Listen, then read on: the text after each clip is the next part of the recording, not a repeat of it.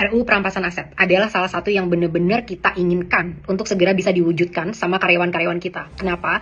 Teman-teman, 68% orang Indonesia itu masih hidup dalam kemiskinan menurut data World Bank dengan penghasilan 8 US dollar per hari atau kurang gitu ya. Padahal kekayaan alam kita itu sangat melimpah banget, banyak banget datanya kalau kalian cari ya betapa luar biasa kekayaan rakyat Indonesia, alam Indonesia. Tapi kok bisa rakyatnya miskin? Ya karena kekayaannya dirampok dan tidak ada pemerataan atau persebaran kekayaan yang benar-benar menyentuh dan mensejahteraan masyarakat. Kenapa RUU perampasan aset ini bisa jadi bagus banget? Salah satu cara yang bagus gitu ya untuk juga ikut memerangi korupsi.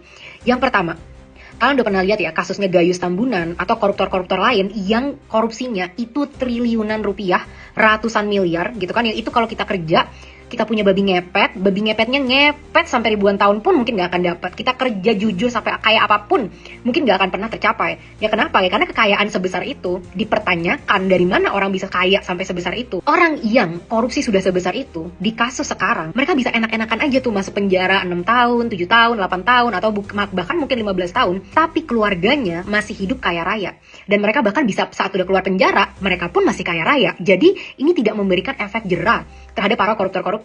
Mereka nggak takut kok untuk dipenjara. Kenapa? Ya kan kita udah pernah lihat kan bagaimana cuplikannya saat mereka di penjara. Gayus Tambunan ternyata jalan-jalan nonton tenis. Ternyata kamarnya dalam penjara itu disulap sedemikian rupa. Jadi di penjara itu bukan lagi efek yang luar biasa menakutkan terhadap koruptor. Itu udah gagal memberikan efek jera. Sedangkan orang-orang yang korup ini kan adalah orang-orang yang maruk kan, yang nggak pernah merasa puas dengan kekayaan apapun yang mereka ambil.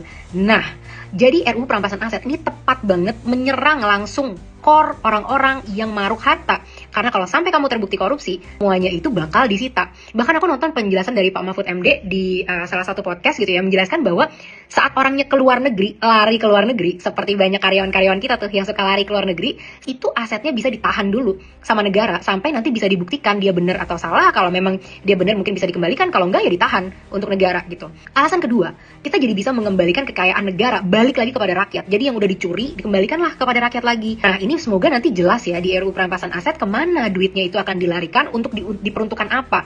Transparansinya harus jelas karena kita nggak mau nanti udah disita malah dijual di antara mereka lagi nanti atau dibagi-bagi di antara mereka lagi. Tapi semoga enggak ya. Semoga ini nanti bisa benar-benar dikembalikan ke rakyat. Mungkin bisa untuk bangun rumah sakit, bangun sekolah, mendukung program-program pemerintah yang lain yang udah berjalan yang bisa benar-benar mensejahterakan rakyat. Jadi apa yang memang milik rakyat itu harus kembali kepada rakyat. Apa yang sudah dirampok dari rakyat harus kembali lagi ke rakyat. Yang ketiga, kepercayaan publik terhadap hukum itu nanti bisa semakin meningkat teman-teman. Karena kenapa? Tahu nggak sih Corruption Perception Index Indonesia itu 37 dari 100. Jadi memang persepsi korupsinya itu tinggi banget gitu ya. Nah kita perlu nih untuk rakyat sendiri, untuk kita bisa mengembalikan kepercayaan pelan-pelan kepada karyawan kita. Karena kemarin udah nggak